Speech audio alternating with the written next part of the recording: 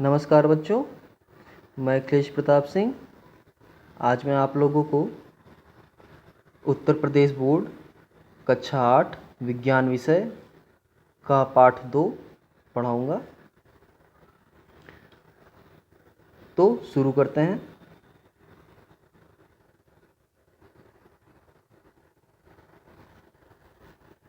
इकाई 2, मानव निर्मित वस्तुएं। अब इस पाठ में हमको क्या क्या पढ़ना है? मानव निर्मित वस्तुओं की उपयोगिता क्या है ये पढ़ना है। संश्लेषित रेशे क्या होते हैं, प्लास्टिक के प्रकार, गुण एवं उपयोग क्या हैं, कांच क्या होता है, मृत्तिका एवं उसके उपयोग और साबुन। ठीक, इन सब के बारे में इस पाठ में हमको पढ़ना है। तो इस पाठ को शुरू करते हैं हम।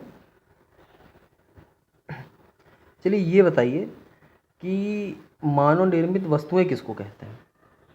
ठीक, मानव निर्मित वस्तुएं वो वस्तुएं होती हैं जो मानव के द्वारा बनाई जाती हैं, उन्हीं वस्तुओं को मानव निर्मित कहते हैं।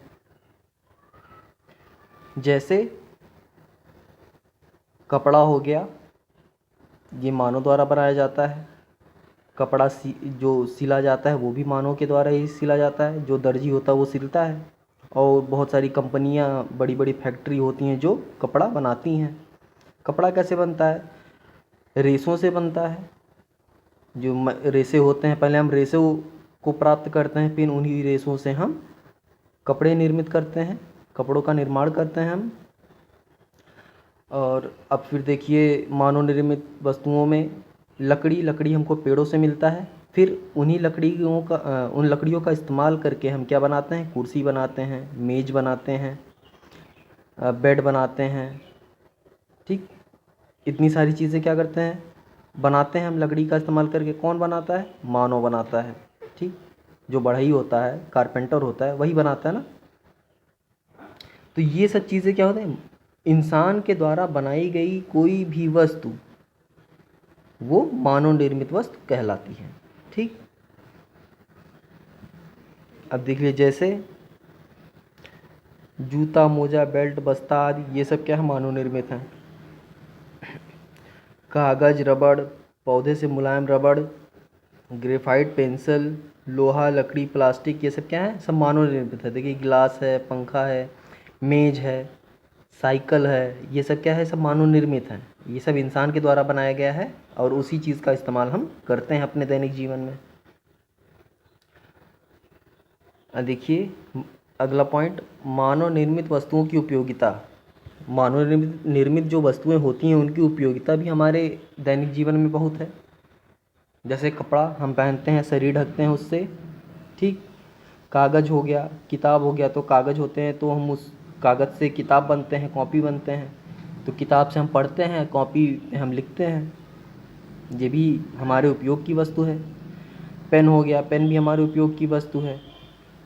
साइकिल हो गया, साइकिल हमारे उपयोग की वस्तु है, हम एक जगह से दूसरी जगह साइकिल से आ जा सकते हैं। मोटरसाइकिल हो गया, गाड़ी हो गया, ये सब क्या मानव निर्मित वस्तुएं हैं और सबका इस्तेमाल हम करते हैं अपनी सुविधाओं को बढ़ाने के लिए। ठीक, आगे बढ़ते हैं। अब इनमें से देखिए, मानव निर्मित वस्तुओं में वस्त्र भी मानव निर्मित वस्तुओं में आता है। ठीक, अब देखिए, वस्त्र से क्या करते हैं हम? वस्त्र से हम अपना तन ढकते हैं, कपड़े बनाते हैं, पहनते हैं, कई प्रकार के कपड़े सिलवाते हैं, कई डिज़ाइन के सिलवाते हैं। ठीक, गर्मियों के लिए भी कपड़े बनते हैं, ठंडे मौसम के लिए भी कपड़े बनते हैं, बरसात के लिए भी कपड़े बन जाते हैं। ठीक, ये सब क्या है? वस्त्र के अंदर आते हैं। अब देखिए यहाँ तालिका, ये देखिए यहाँ लिखा हुआ ना, तालिका 2.1।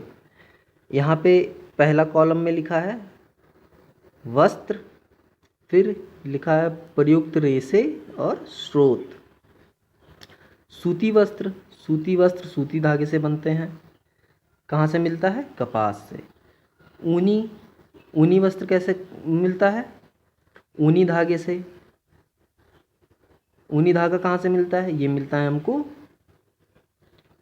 जंतु के बालों से मिलता है। भेड़ हो गए, बकरियाँ हो गई, उन्हीं के बालों से तो ऊनी वस्त्र बनते हैं। उन्हीं के बालों से हमें ऊनी रेशा मिलता है, फिर उसी से ऊनी धागे बनाते हैं, उन्हीं धागों से फिर हम ऊनी वस्त्र बनाते हैं।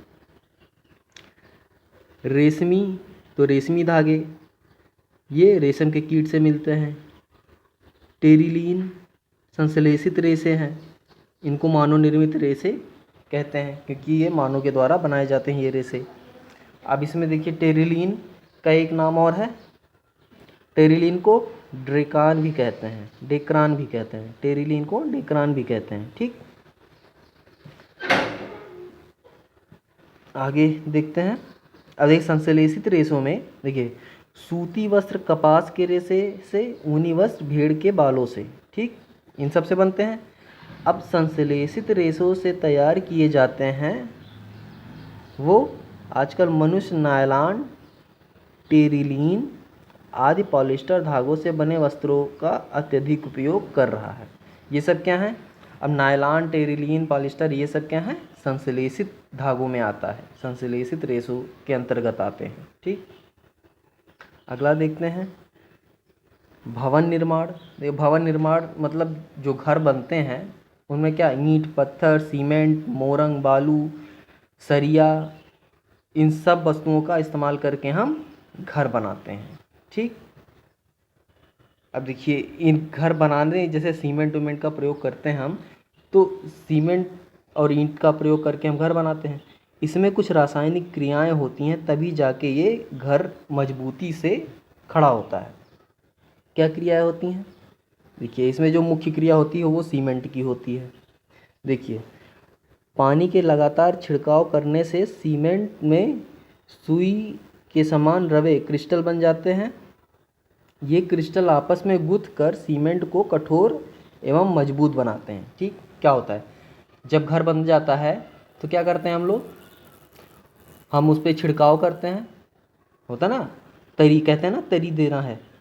तो दीवार जब बन जाता है, छत बन जाता है, तो एक हफ्ते 10 दिन तक, 7 दिन 8 दिन 10 दिन तक हम उसको तरी देते हैं पानी का, जिससे क्या होता है वो क्रिस्टल में बहुत सुई के नामक जैसे क्रिस्टल में बदल कर आपस में एक वो सारे कण जो होते हैं आपस में जुड़ जाते हैं और बहुत मजबूती से और कठोरता से जुड़ जाते हैं, जिससे वो बहुत जो सीमेंट है या जो ईंटों के बीच में सीमेंट लगाया जाता है वो आपस में, वो दोनों ईंटों को आपस में बहुत मजबूती से पकड़ लेते हैं।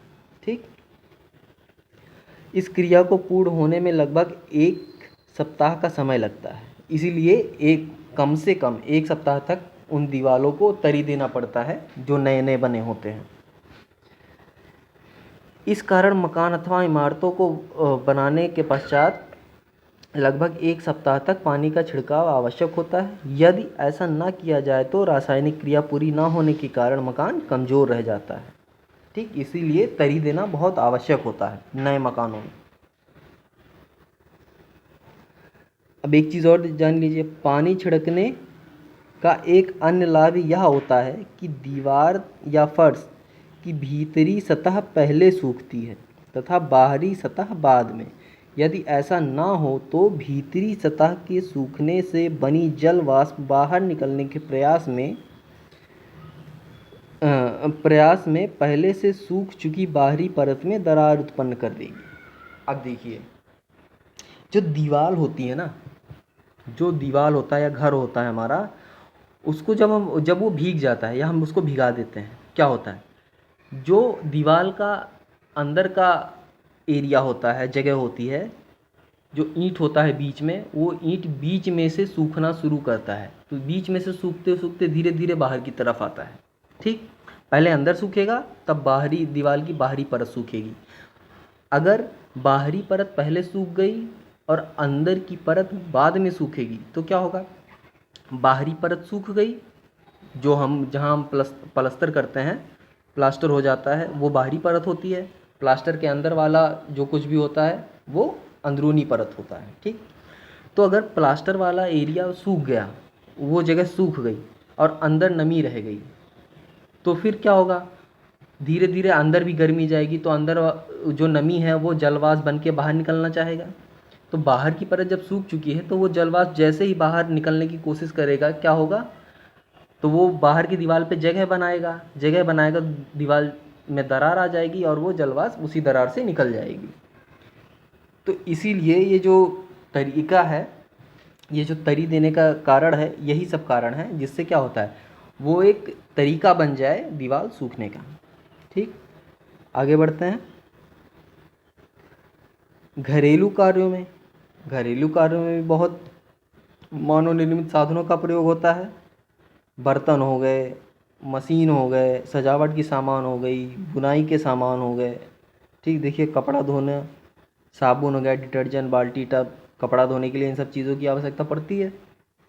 भोजन पकाने के लिए बहुत सारे बर्तन की आवश्यकता होती है, जग, फ्राई पैन, भगोना, बटुली। ठीक, सिलाई के लिए सिलाई मशीन की आवश्यकता होती है, कपड़े की आवश्यकता होती है। घर की सजावट के लिए बहुत सारे सामान होते हैं। बुनाई के लिए सलाई की आवश्यकता होती है या क्रोशिया होता है, उसकी आवश्यकता होती है, तभी तो हम स्वेटर बुनेंगे। या मशीनें होती हैं, उनकी मदद से भी हम स्वेटर बुन सकते हैं। ठीक, तो ये सब घरेलू कार्यों में भी इस्तेमाल होने वाले सब हैं सामान। ये सारे मानव निर्मित सामान हैं, इन्हीं का इस्तेमाल हम करते हैं। आगे बढ़ते हैं। कृषि कार्य में आप लोग को पता ही होगा,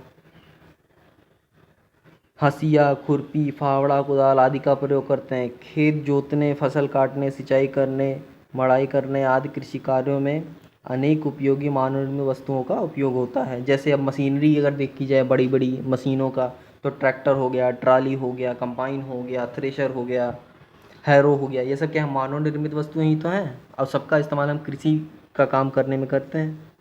अगला देखिए, औषधियों में क्या होता है। देखिए पहले क्या, आज भी होता है कि पेड़ पौधे से जो जड़ी बूटियाँ मिलती हैं उनका इस्तेमाल करके भी हम औषधियाँ बनाते हैं। लेकिन अब के समय में रसायनों का इस्तेमाल करके मानव जो दवाई कंपनियां हैं या मानव है, वो एंटीबायोटिक दवाइयाँ, जैव प्रतिरोधी दवाइयाँ, ये सारे क्या हैं, बना लेते हैं। तो ये सब क्या हो गया, अब ये दवाइयाँ भी मानव निर्मित वस्तुओं के अंतर्गत आने लगा है। ठीक, आगे बढ़ते हैं। संश्लेषित रेशे, प्राकृतिक रेशे क्या हो गए, जो कपास से मिलते हैं, जंतुओं से मिलते हैं, ये सब हो गए एक तरह से प्राकृतिक रेशे। संश्लेषित रेशे वे रेशे होते हैं जो मानव के द्वारा निर्मित किए जाते हैं। जैसे नायलॉन, पॉलिस्टर, ड्रेकान या टेरिलीन कहते हैं डेक्रान को, रेयान आदि मानव निर्मित रेशे हैं। ठीक, इनमें बहुत से रेशे पेट्रोलियम पदार्थ से प्राप्त किए जाते हैं। इस प्रकार के रेशे को संश्लेषित रेशे कहते हैं। अब संश्लेषित रेशे इनको कहते हैं कौन कौन से, नायलॉन, पॉलिस्टर, डेक्रान, रेयान। ठीक, ये सब संश्लेषित रेशे के अंतर्गत आते हैं। संश्लेषित रेशे उच्च अणुभार या इसी को कहते हैं हाई मॉलिक्यूलर वेट। ठीक, उच्च अणुभार को ही हाई मॉलिक्यूलर वेट कहते हैं। ये उच्च अणुभार वाले बहुलक यौगिक हैं। ठीक, ये बहुलक यौगिक होते हैं।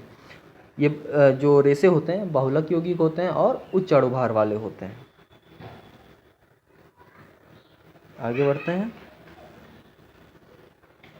हाँ, अब ये देखिए, ये जो वस्त्र होते हैं, ये जो रेशे, जो रेशों से बनाए जाते हैं, पॉलिस्टर रेशों से या टेरिलीन रेशों से, ये सब जो कपड़े बनाए जाते हैं, क्या होता है, बहुत टिकाऊ होते हैं, बहुत सुंदर दिखते हैं और जल्दी सुखाने पे जल्दी सूख जाते हैं।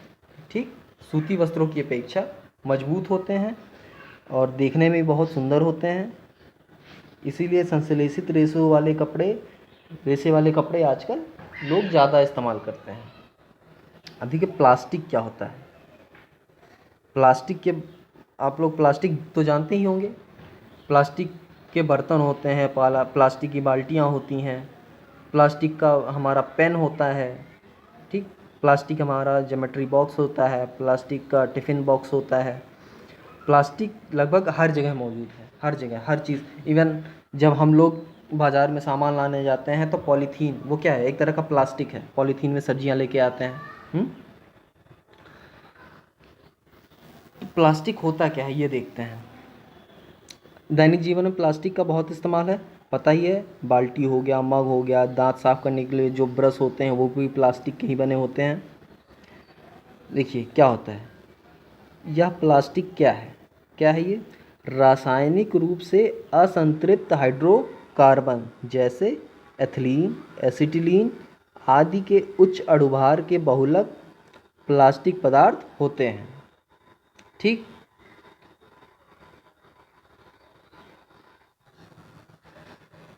असंतृप्त हाइड्रोकार्बन, असंतृप्त मतलब unsaturated hydrocarbons.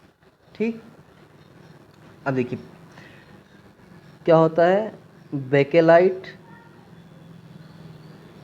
Nylon, polythene, Teflon, polyvinyl chloride, इसी को कहते हैं क्या, पीवीसी। इसी को हम क्या कहते हैं, पीवीसी। आपने सुना होगा ना, टीवी में या कहीं भी ऐड आता है पीवीसी पाइप्स, पीवीसी पाइप कहते हैं ना, यही होता है, पॉलीविनाइल क्लोराइड होता है वो। आदि प्लास्टिक पदार्थों के उदाहरण हैं। ठीक, चलिए अब देखिए, प्लास्टिक को दो भागों में बांटा गया है। जो वर्गीकरण होता है ना, पदार्थों का वर्गीकरण आप लोग पढ़ चुके हैं। अब प्लास्टिक एक पदार्थ है, अब प्लास्टिक को ही दो भागों में बांटा गया है, इसका वर्गीकरण दो भागों में किया गया है। पहले को क्या कहते हैं, पहला भाग है थर्मोप्लास्टिक, दूसरा है थर्मोसेटिंग प्लास्टिक। अब ये जो वर्गीकरण है किसके आधार पे हुआ है, ये वर्गीकरण हुआ है हमारे गलनांक के आधार पे। देखिए, प्लास्टिक की कठोरता एवं गलनांक के आधार पर इन्हें दो वर्गों में बांटा जाता है। ठीक, ये वर्गीकरण का आधार क्या है, इसकी प्लास्टिक की कठोरता एवं गलनांक, इस आधार पे बांटा गया है। पहला है हमारा थर्मोप्लास्टिक। अब इसमें क्या होता है, देखिए इस प्रकार के प्लास्टिक गर्म करने पर मुलायम हो जाते हैं। जैसे मान लीजिए पेन है, हम जो 3 रुपये वाला पेन या जो भी होता है, या हमारा ज्योमेट्री बॉक्स हो गया, या घर में जो बाल्टी है, जो ऐसे प्लास्टिक होते हैं क्या, उनको हम जब गर्म करते हैं तो क्या हो जाता है, मुलायम हो जाते हैं। और जब इन्हें ठंडा किया जाता है तो ये कड़े हो जाते हैं। ठीक, जैसे हमने गर्म किया तो मुलायम हो जाते हैं, एकदम गिरने लगते हैं, गर्म होकर टेढ़े हो जाते हैं। पर इनको अगर छोड़ दिया जाए ऐसे कुछ देर, ठंडा या फूंक के हवा मार के ठंडा कर दिया जाए, तो वो फिर से कड़े हो जाते हैं, एकदम टाइट हो जाता है। ठीक, यह क्रिया बार बार दोहराई जा सकती है। लेकिन अभी वो उसको फिर से गर्म कर दें, वो फिर से मुलायम होगा, फिर से ठंडा करेंगे फिर से कड़ा हो जाएगा, फिर गर्म करेंगे फिर मुलायम हो जाएगा, फिर ठंडा करेंगे फिर कड़ा हो जाएगा। तो जो थर्मोप्लास्टिक कैटेगरी में, इस वर्ग में आते हैं जो प्लास्टिक, उनको हम जितनी बार भी चाहें गर्म करके ठंडा कर सकते हैं, फिर गर्म कर सकते हैं, फिर ठंडा कर सकते हैं, फिर गर्म कर सकते हैं। ठीक, ये चक्रण इनका कई बार चल सकता है। इसी कारण थर्मोप्लास्टिक को पुनः चक्रण करके इसका उपयोग किया जा सकता है। इसमें क्या क्या आता है, पॉलीथीन आता है, पीवीसी आता है, पॉलीविनाइल क्लोराइड आदि थर्मोप्लास्टिक के उदाहरण होते हैं।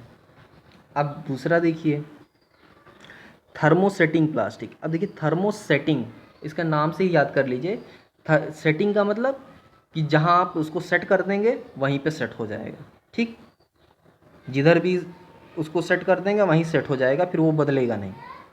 ठीक, यानी एक बार आपको सेट करना पड़ा, उसके बाद वो सेट हो गया। अब इसी से थोड़ा याद रखिएगा आप लोग।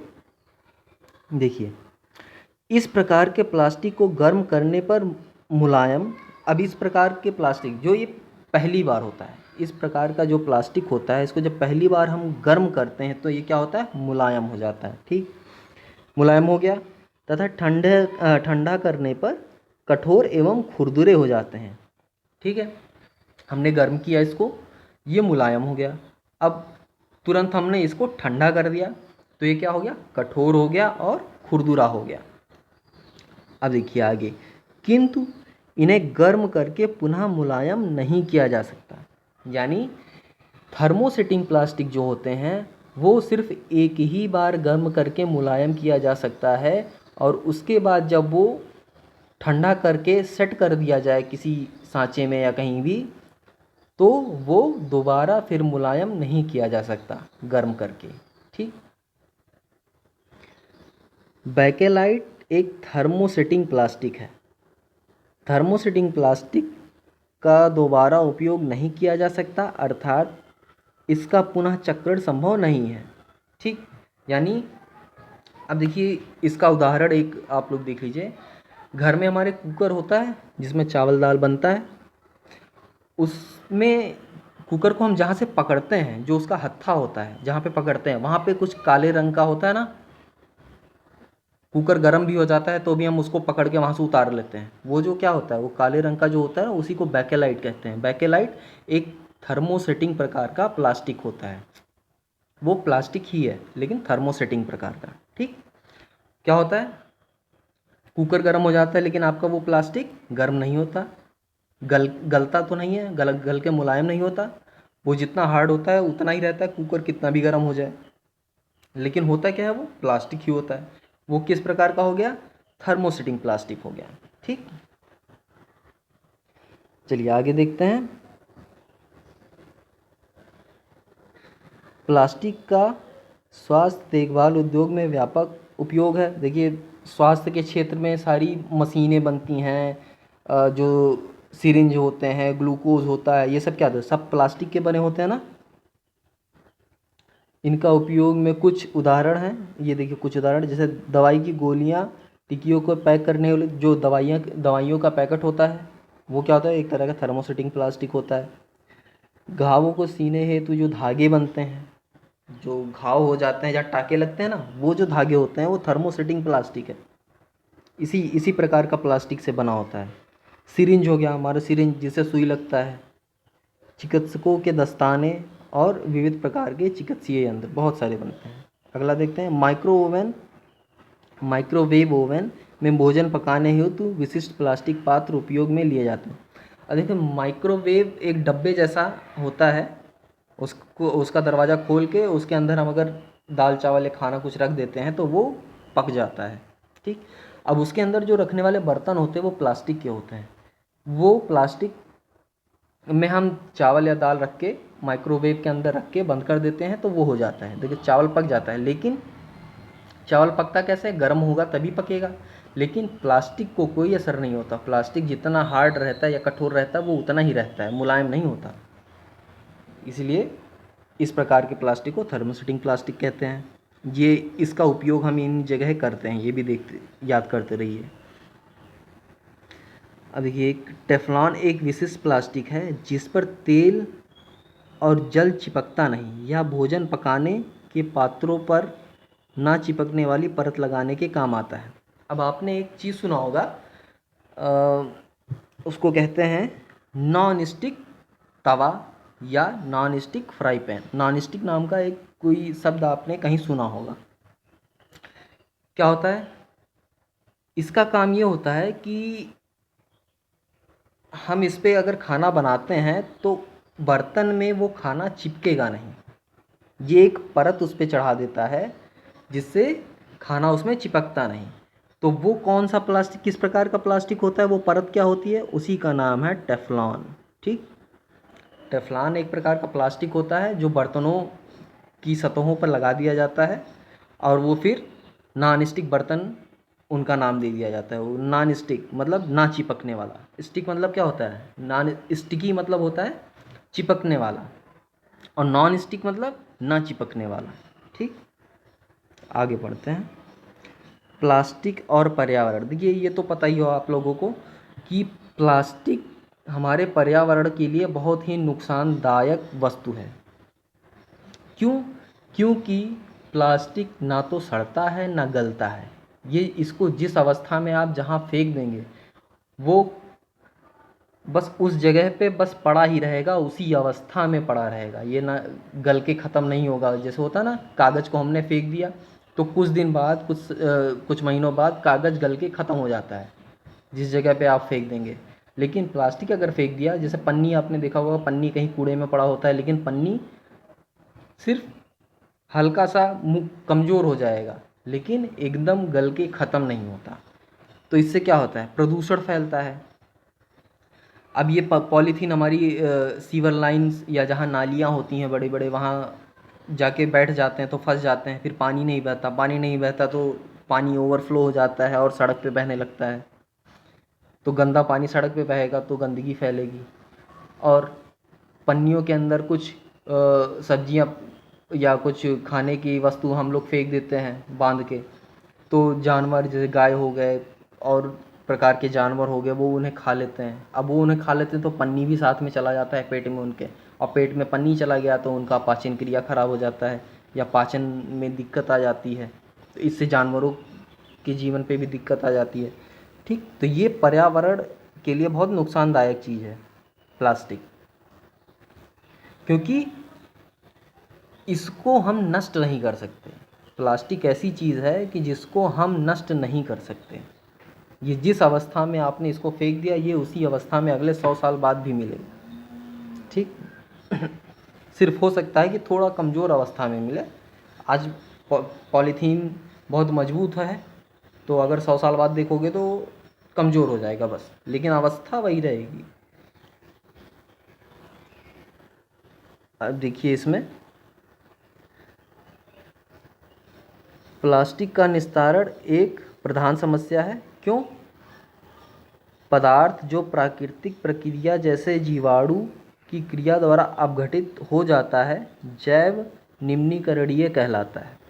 पदार्थ जो प्राकृतिक प्रक्रियाओं द्वारा सरलता से विघटित नहीं होता, जैव अनिम्नीकरणीय कहलाता है। ठीक, देखिए यहाँ इस पृथ्वी पे मनुष्य है, अगर मनुष्य मर गया है या जानवर मर गए हैं और वो कहीं फेंक दिए गए या पड़े हैं या ज़मीन में गाड़ दिए गए, वो क्या है, वो ज़मीन में पड़े पड़े अपने आप, इसमें इतने सारे कीटाणु जीवाणु विषाणु होते हैं जो इस शरीर को विघटित कर देते हैं, और कुछ दिन बाद आप देखेंगे कि वो शरीर उस जगह से गायब हो गया, अपने आप गायब हो जाता है ना, क्योंकि उसमें छोटे छोटे जीवाणु उसको खा के ख़त्म कर देते हैं।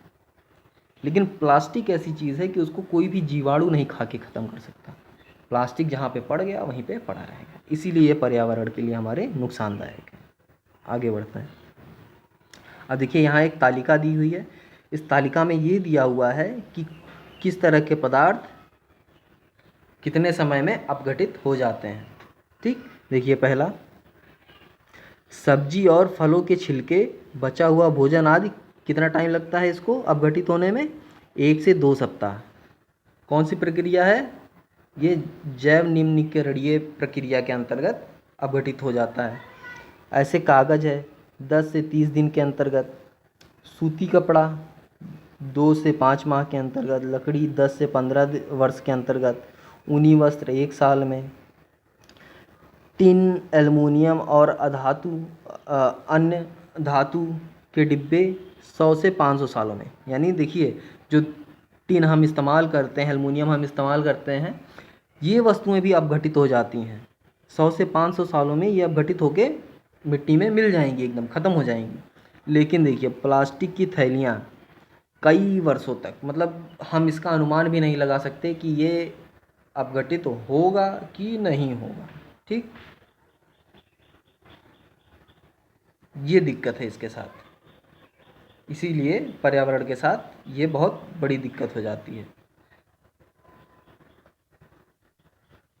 100 से 500 सालों में अपघटित होगा। ये जैव अनिम्नीकरणीय, मतलब ये किसी और तरीके से अपघटित होता है, लेकिन अपघटित इतने समय में हो जाता है। प्लास्टिक के साथ दिक्कत है कि ये बहुत सालों तक नहीं होता, हम इसका अनुमान लगा नहीं पाते कि हाँ इतने सालों में ये अपघटित हो जाएगा। ठीक, आगे बढ़ते हैं। प्लास्टिक की उपयोगिता। देखिए, प्लास्टिक की उपयोगिता कहाँ कहाँ है, ये तो हम लगभग सब जानते हैं। अब देखिए, प्लास्टिक है, कितने प्रकार के प्लास्टिक हैं यहाँ पे दिया हुआ है, और उनका क्या क्या उपयोग क्या क्या होता है वो यहाँ दिया है। अब देखिए, पॉलीथीन का उपयोग थैली, न टूटने वाली बोतल, पाइप, बाल्टी आदि बनाने में होता है। एक्रिलिक एक प्रकार का प्लास्टिक है, कार एवं ट्रकों की खिड़कियां बनाने में, यानी कार के शीशे या ट्रकों के शीशे जो होते हैं वो गाड़ियों के शीशे बनाने में एक्रिलिक का प्रयोग होता है। पॉलीप्रोपिलीन रस्सी, रेसे, मजबूत पाइप्स बनाने में होता है। स्टाइरोन, थर्माकोल। स्टाइरोन, अब ये याद कर लीजिए, स्टाइरोन जो होता है ये थर्माकोल बनाने के काम आता है। ठीक। और साथ में पैकिंग में, संचायक सेल में, खिलौने बनाने आदि सब में बनाए। थर्माकोल भी बनाने के काम आता है। थर्माकोल एक तरह का प्लास्टिक ही है, ठीक। मेलामाइन बर्तन बनाने में, बैकेलाइट बिजली के प्लग स्विच तथा कंघी पेना हत्थे बनाने में। हत्थे बनाने मतलब जैसे कुकर के हत्थे हो गए, ठीक। बैकेलाइट का प्रयोग उसमें हो जाता है। टेफलॉन नॉन स्टिकी बर्तन बनाने में, ऊष्मा प्रतिरोधी परत चढ़ाने में, ठीक। ये सब प्रयोग हैं इन सब के। आगे बढ़ते हैं। देखिए polythene, poly plus ethene plastic का एक उदाहरण है जो सामान्य उपयोग में आने वाले पॉलीथीन थैलियाँ बनाने के काम आता है, ठीक। जो पॉलीथीन पन्नी जिनमें हम सब्जी लाते हैं वो क्या होते हैं, पॉलीएथीन, पॉलीथीन, ठीक। इसीलिए इसको पॉलीथीन कहते हैं क्योंकि पॉलीथीन प्रकार का एक प्लास्टिक का उदाहरण है जिससे वो पन्नियाँ बनती हैं।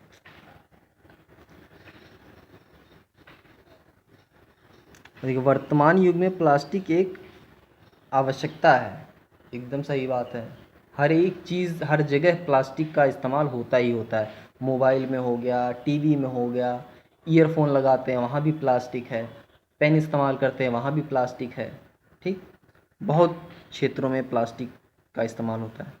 अधिक टेफ्लॉन आपने अभी पढ़ा, ये नॉन स्टिकी बर्तन बनाने में काम आता है। ये क्या यहाँ से मिलता है, टेट्राफ्लोरोएथिलीन का एक पॉलीमर है, ठीक। उसी से टेफ्लॉन मिलता है। इसका गलनांक बहुत उच्च होता है। यह अज्वलनशील होता है।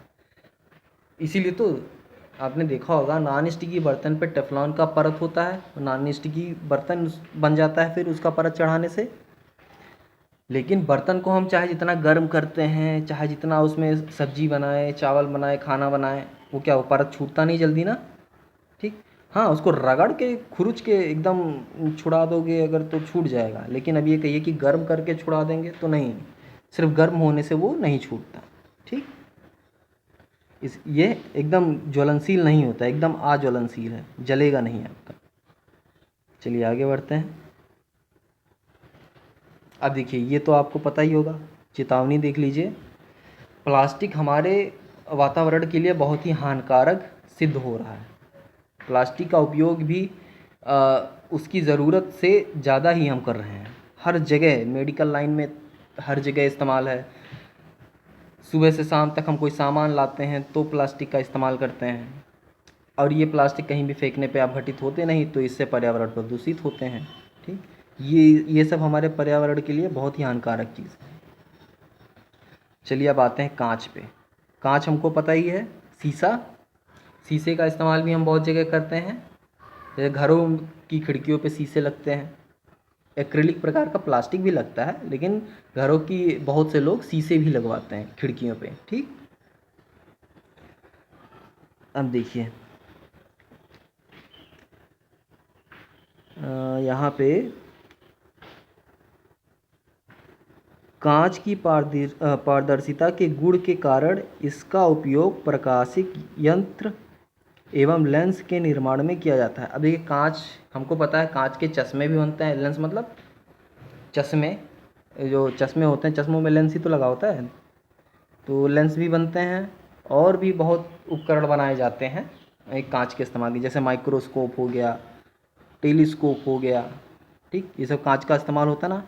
अब प्रयोगशाला में देखेंगे तो बीकर होता है, फ्लास्क होता है, ब्यूरेट होता है, बहुत कुछ होता है। प्रिज्म आपने देखा होगा, प्रिज्म जिसमें प्रिज्म होता है ना, जिसमें एक एक अगर सनलाइट, सूरज की एक लाइट किरण को उसमें पास किया जाए तो वो 7 रंगों में विभक्त हो जाता है, उसको प्रिज्म कहते हैं। दर्पण हो गया, ठीक। आगे देखते हैं। कांच कोई यौगिक नहीं है, ठीक। कांच कंपाउंड नहीं है, ठीक। कांच कोई यौगिक नहीं है। कांच धातुओं के सिलिकेटों का विलयन मिश्रण होता है। साधारण कांच सिलिका, सोडियम सिलिकेट और कैल्शियम सिलिकेट का मिश्रण होता है। अब देखिए अगर कोई पूछता है साधारण कांच कैसे बनता है, तो सिलिका, सोडियम सिलिकेट और कैल्शियम सिलिकेट का मिश्रण होता है। इन 1 2 3 4 ये 4 चीज़ों को मिला के तब हमारा साधारण कांच बनता है। कांच का निश्चित गलनांक नहीं होता। निश्चित मतलब इसका जो गलनांक होता है, किस तापमान पे ये गलेगा, वो निश्चित नहीं होता। क्यों?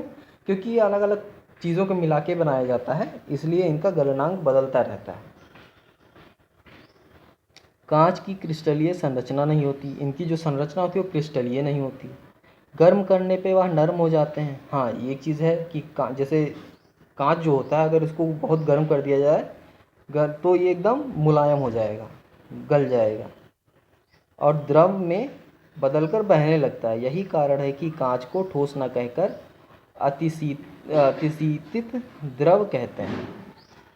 अब कांच की कोई निश्चित संरचना नहीं होती। इसकी गुणवत्ता इसके अवयवों पर निर्भर करती है। अवयव मतलब ये कांच किस किस चीज़ को मिला के बना हुआ है, ठीक, वही उसके अवयव होते हैं। इन्हीं के आधार पर इनको बांटा गया है। देखते हैं अभी कांच का वर्गीकरण। ये जो कांच को बांटा गया है, पहला साधारण कांच या मृदु कांच। साधारण को ही मृदु कहते हैं। कैसे बनता है? यह सोडियम कार्बोनेट, चूना पत्थर और रेत को मिलाकर बनाया जाता है। इनका उपयोग बोतल, परख नली, खिड़की के शीशे आदि बनाने में किया जाता है, ठीक। अगला कठोर कांच। यह पोटेशियम कार्बोनेट, चूना पत्थर और रेत के मिश्रण से बनाया जाता है, ठीक। देखिए, साधारण कांच में सोडियम कार्बोनेट का इस्तेमाल होता है, चूना पत्थर और रेत। और कठोर कांच में वही पोटेशियम कार्बोनेट का इस्तेमाल कर दें बस, तो हमारा कठोर कांच बन गया। बाकी दोनों वही हैं, रेत का मिश्रण इसमें भी है, चूना पत्थर इसमें भी है। इसका उपयोग फ्लास्क, बीकर, परखनली आदि प्रयोगशाला के उपकरण बनाने में किया जाता है। अब फ्लिंट या प्रकाशीय कांच। यह sodium carbonate, potassium carbonate, boric acid तथा सिलिका के मिश्रण को गर्म करके प्राप्त किया जाता है। अब फ्लिंट या प्रकाशीय कांच जो होते हैं, ये sodium carbonate, potassium carbonate, boric acid और सिलिका, इन चारों को मिला के बनाए जाते हैं। इससे प्रिज्म तथा प्रकाशीय यंत्र के लेंस बनाए जाते हैं। जैसे प्रिज्म हो गया, प्रकाशीय यंत्र मतलब जो लेंस होते हैं जो माइक्रोस्कोप में लगते हैं, वो सब चीज़ें इसी वाले कांच से, फ्लिंट कांच से बनते हैं। दृष्टि दोषों को दूर करने के लिए चश्मों के लेंस भी फ्लिंट कांच से ही निर्मित किए जाते हैं, ठीक। अब दृष्टि दोष जैसे होता है ना, आंखों से कम दिखाई देना या आंखों से दूर का नहीं दिखता, किसी को नज़दीक की चीज़ें नहीं दिखती, तो उनके लिए जो कांच बनते हैं चश्मे में लगाने के लिए, वो फ्लिंट कांच से ही बनते हैं। अब देखिए इसमें और कुछ मुख्य बिंदु देखते हैं। धूप के चश्मे क्यों लगाए जाते हैं? धूप का चश्मा लोग क्यों लगाते हैं? ताकि धूप की जो तेज़ रोशनी है वो हमारे आँखों पे ना पड़े और हमारे आँखें सुरक्षित रहें। अब देखिए, धूप के चश्मे आँखों को सूर्य की गर्मी से बचाने के लिए लगाए जाते हैं।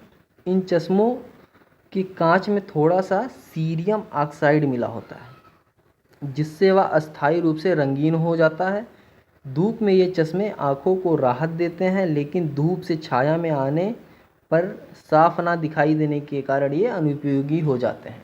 अब देखिए, देखा होगा आप लोगों ने कि कई लोग चश्मा लगाते हैं, धूप वाला चश्मा, जो हल्का सा उसका कांच के जैसा रंग नहीं होता, उसका रंग थोड़ा अलग सा होता है। क्यों? क्योंकि उसमें सीरियम ऑक्साइड मिला होता है। ये जो सीरियम ऑक्साइड है ये मिला होता है, ठीक। तो इससे क्या होगा, जब धूप में हम निकलेंगे तो हमको बहुत राहत मिलेगी, हमें लगेगा कि हम धूप में नहीं निकले, हम छाँव में निकले हैं, ठीक। उसको पहनने के बाद हमको ऐसा लगता है। लेकिन दिक्कत क्या है, सीरियम ऑक्साइड मिलाने के बाद उस कांच का रंग हमेशा के लिए वैसा ही हो जाता है।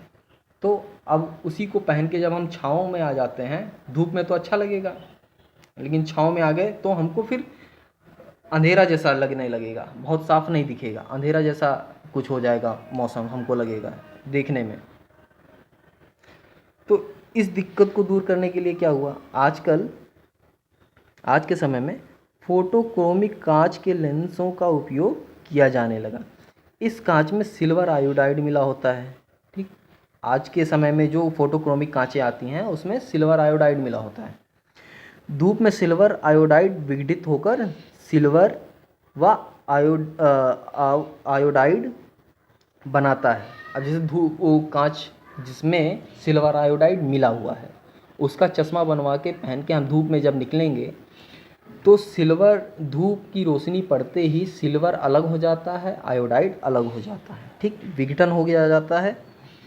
उससे क्या होता है, सिल्वर की यह परत चश्मे के लेंसों को गहरा रंग प्रदान कर देती है।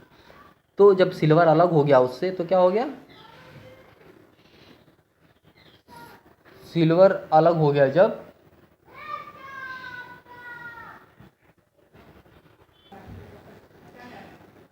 ठीक है, सिल्वर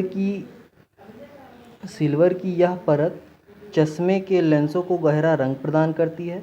छाया में सिल्वर तथा आयोडाइड पुनः संयोग कर सिल्वर आयोडाइड बना लेते हैं, जिससे लेंस पहले की तरह हल्के रंग के हो जाते हैं। ठीक, जब धूप में जाते हैं हम तो सिल्वर आयोडाइड अलग अलग हो जाते हैं, जिससे एक गहरा रंग आ जाता है और हमको छाँव का आभास होता है चश्मा लगाने पे। और फिर जब हम छाँव में आते हैं तो सिल्वर और आयोडाइड पुनः एक दूसरे से मिल जाते हैं और वो फिर से एक हल्का रंग प्रदान करते हैं कांच को, जिससे हमको छाया में भी साफ दिखाई देता है। चलिए आगे देखते हैं।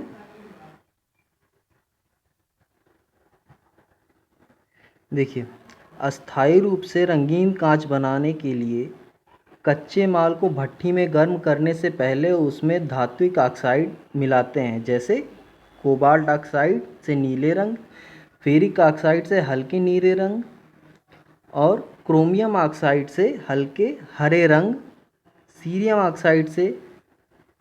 ऑक्साइड तथा क्यूप्रस ऑक्साइड से पीले रंग का कांच बनाया जाता है। ठीक, तो कांच में क्या क्या मिला के हम कौन कौन सा रंग दे सकते हैं ये इसमें बताया गया है। ठीक, ये सब आप ज़रूर याद कर लेना।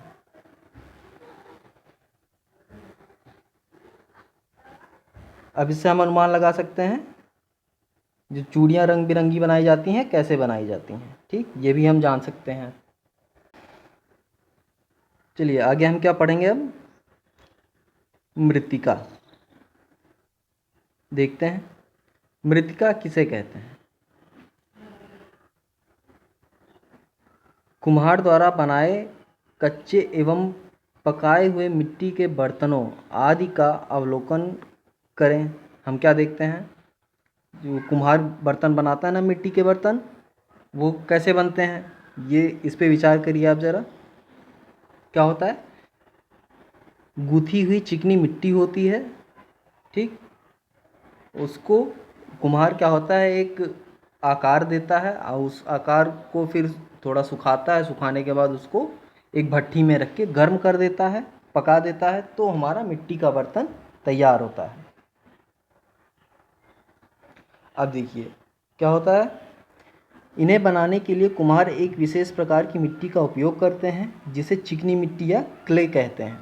ठीक, गुथी हुई चिकनी मिट्टी से चाक द्वारा पहले कच्चे बर्तन बनाए जाते हैं, फिर उन्हें उच्च ताप पर भट्ठी में पकाया जाता है। पके हुए बर्तनों को ही मृत्तिका कहते हैं। ठीक, जो पके हुए बर्तन होते हैं उन्हीं को मृत्तिका कहते हैं। आगे देखते हैं।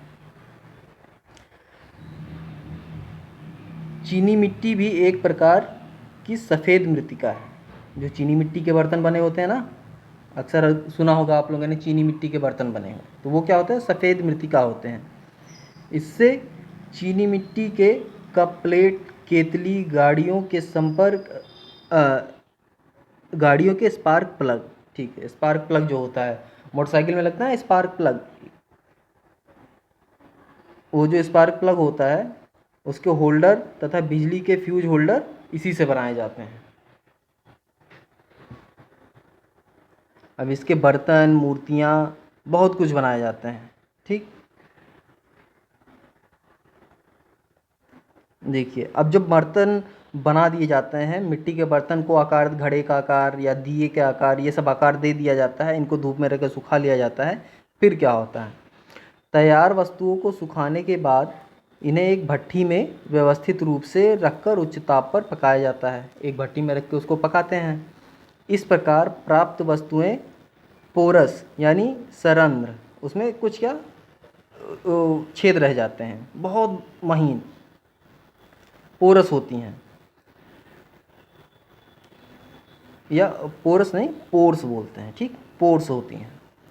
इन पर अन्य रसायनों जैसे लेड ऑक्साइड एवं टिन ऑक्साइड का लेप चढ़ाकर और अधिक गर्म किया जाता है। फिर क्या करते हैं, इसका रंग लाल कैसे हो जाता है, ठीक है, उस पर हम लेप चढ़ाते हैं, किसका, लेड ऑक्साइड या टिन ऑक्साइड का लेप चढ़ा के फिर गर्म करते हैं इन बर्तनों को, जिससे ऊपर का लेप पिघलकर चमकती परत के रूप में छिद्रों को ढककर इन्हें जल रोधक वाटरप्रूफ बना देता है। ठीक है, जो पोर्स होते हैं ना, गर्म करने पे पोर्स बनते हैं, इन पोर्स को बंद करने के लिए हम लेड ऑक्साइड और टिन ऑक्साइड का लेप चढ़ा के इसको गर्म कर देते हैं। तो वो जो पोर्स होते हैं, जो छिद्र होते हैं, जो रंध्र होते हैं, वो उन रंध्रों में ये ऑक्साइड का लेप भर जाता है और जिससे फिर वो वाटरप्रूफ बन जाते हैं, यानी उसमें फिर पानी लीक नहीं करेगा। ठीक, चलिए ये हो गया साबुन। देखिए क्या है साबुन, क्या है, देखिए साबुन को हम जानते ही हैं, जो हम साबुन का इस्तेमाल रोज़ाना जीवन में बहुत करते हैं।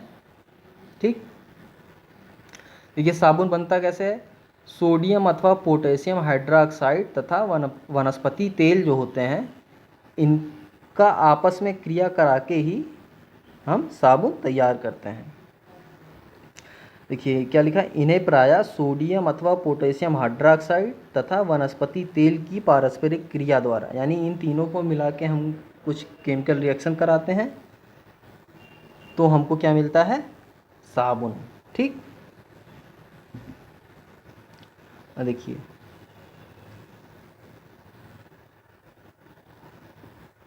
जैसे त्वचा के रोगी अधिकांशतः जिन साबुनों का उपयोग करते हैं उनमें कुछ मात्रा में कार्बोलिक अम्ल, गंधक, नीम का तेल आदि मिले होते हैं। जैसे आपने सुना होगा ना, नीम का साबुन, नीम वाला साबुन, तो उसमें क्या होता है, नीम का कुछ तेल मिला होता है, जिससे क्या होता है, नीम के कुछ गुण उस साबुन में आ जाते हैं जो हमारी त्वचा के लिए फ़ायदेमंद होते हैं। ठीक, रासायनिक रूप में साबुन उच्च वसीय अम्लों के सोडियम तथा पोटेशियम लवण होते हैं। ठीक, चलिए आगे देखते हैं अपमार्जक क्या होते हैं। अपमार्जक बाजार, देखिए बाज़ार से क्या होता है, बाज़ार से जब आप कपड़ा धोने के लिए साबुन खरीदने जाते हैं तब दुकानदार साबुन की जो टिकिया देता है उस पर सामान्यतः साबुन अंकित नहीं रहता। देखिए नहाने का जो साबुन होता है उस पर सोप लिखा होगा, लेकिन जो कपड़ा धोने वाला साबुन होता है या सर्फ होता है उस पर क्या लिखा होता है, डिटर्जेंट। सोप नहीं लिखा होता, उस पर डिटर्जेंट लिखा होता है। ठीक, टिकिया के रैपर पर डिटर्जेंट टिकिया लिखा होता है। ठीक है, डिटर्जेंट लिखा होता है, यह डिटर्जेंट ही अपमार्जक है। इस जो डिटर्जेंट वाले साबुन होते हैं, जो जिन टिकिया पे डिटर्जेंट लिखा होता है, उन्हीं को अपमार्जक कहते हैं। ठीक, ये अपमार्जक कठोर जल के साथ भी झाग देने वाला रासायनिक पदार्थ होता है। यह कपड़ा धोने में काफ़ी मददगार होता है, परंतु रासायनिक दृष्टि से साबुन से भिन्न होता है। अपमार्जक साबुन की अपेक्षा कठोर जल में अधिक झाग देते हैं और इनसे कपड़े अधिक साफ धुलते हैं। आया समझ में? साबुन जो होता है, जो शरीर पे लगाने वाला साबुन होता है, उसको उस पर सोप लिखा होता है। ठीक, लेकिन जो बर्तन धोने वाला, कपड़ा धोने वाला ये साबुन होते हैं, इन पे क्या लिखा होता है, डिटर्जेंट। ठीक, चलिए अब इस पाठ में हमने क्या क्या सीखा, उन बिंदुओं पे ध्यान देते हैं। पहला बिंदु हमने सीखा, इसका जो पहला बिंदु देखिए, हमारे चारों ओर दिखाई देने वाले जीव जंतु एवं पेड़ पौधे आदि प्रकृति प्रदत्त हैं। मकान, साइकिल, कार आदि मानव निर्मित वस्तुएं हैं। सूती रेशे एवं संश्लेषित रेशों में सूती वस्त्र तथा नायलॉन, टेरिलीन वस्त्रों का निर्माण होता है। कठोरता एवं गलनांक के आधार पर प्लास्टिक को 2 भागों में बांटा गया है, थर्मोप्लास्टिक और थर्मोसेटिंग प्लास्टिक। साधारण कांच, कठोर कांच एवं फ्लिंट कांच आदि कांच के प्रकार हैं। यानी कांच को कितने भागों में बांटा गया है? 3 भागों में, साधारण कांच, कठोर कांच और फ्लिंट कांच। आखिरी, अपमार्जक कठोर जल के साथ झाग देने वाला रासायनिक पदार्थ है। ठीक, अपमार्जक क्या है? जिसको हम कपड़ा धोने वाला साबुन कहते हैं, सामान्य भाषा में क्या कहते हैं हम? कपड़ा धोने वाला साबुन। तो कपड़ा धोने वाला साबुन, उस पर डिटर्जेंट लिखा होता है, कपड़ा धोने वाला डिटर्जेंट कहते हैं। ठीक, डिटर्जेंट को ही अपमार्जक कहते हैं, लेकिन जो साबुन हम शरीर पे लगाते हैं वो उसको साबुन कहते हैं। ठीक, चलिए अब देखिए इसका अभ्यास प्रश्न है। ये सारे अभ्यास प्रश्न आप हल करेंगे। अब हल करिएगा एक एक करके सारे प्रश्नों को। अगर प्रश्न नहीं हल होंगे तो आप लोग हमको बताएंगे, हम उसका उत्तर आप लोग को बता देंगे।